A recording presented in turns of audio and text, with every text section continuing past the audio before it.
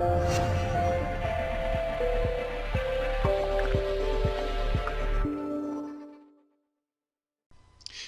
I would like to talk about correlation. Go ahead and turn into your study guides to the correlation section.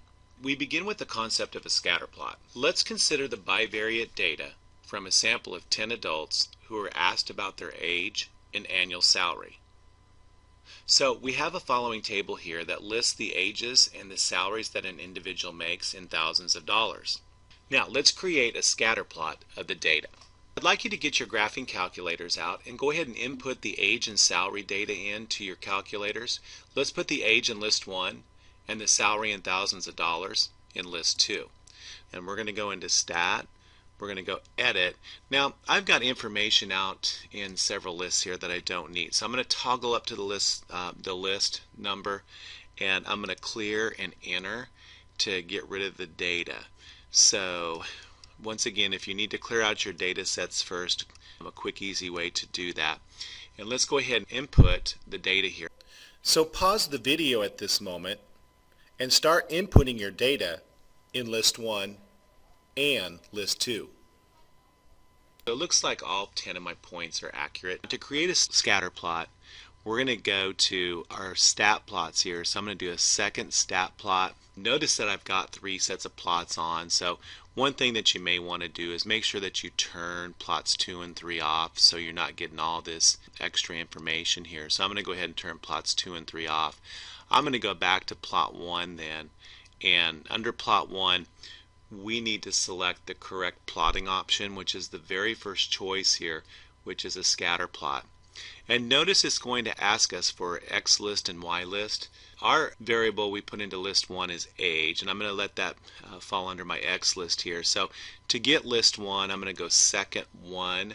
Right above 1, 2, 3, 4, 5, and 6 are your list options. So I'm going to plot list 1, and then under the X list and the Y list I'm going to plot list 2, and that's already marked as such. And then I'll let the markings for my scatter plot be this kind of open rectangle here. So let's do a zoom 9 option now. A zoom 9 option is a zoom stat window. And notice that we get kind of a randomly scattered set of data points for our scatter plot. So that's a scatter plot of our information here. Is there any relationship between age and salary for our sample of 10 adults? And it's really hard to see if there's any type of association or relationship between these points here because they're so randomly scattered. So it appears that there's not a relationship between age and salary for our sample of 10 adults. Now let's consider another bivariate pair here. So we've got bivariate data again from a sample of 10 adults who were asked about the number of years of education and annual salary. Let's create a scatter plot of this data here. So I'm going to go stat. I'm going to go edit, and if you notice list 2 is the same salaries that were present in list 1, I can go ahead and use those so I don't have to retype those in.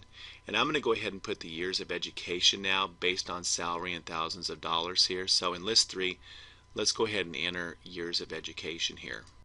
So pause the video at this moment and start inputting your data. Let's go ahead now and do a second stat plot, and let's change the plot option now to plot list 3, which is our number of years of education, versus list 2, the salary in thousands of dollars.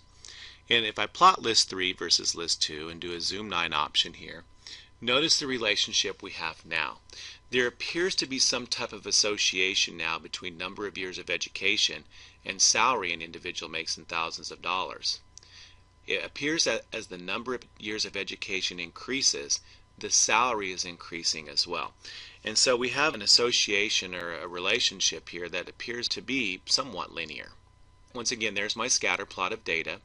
Is there any relationship between number of years of education and salary for our sample of 10 adults? Absolutely.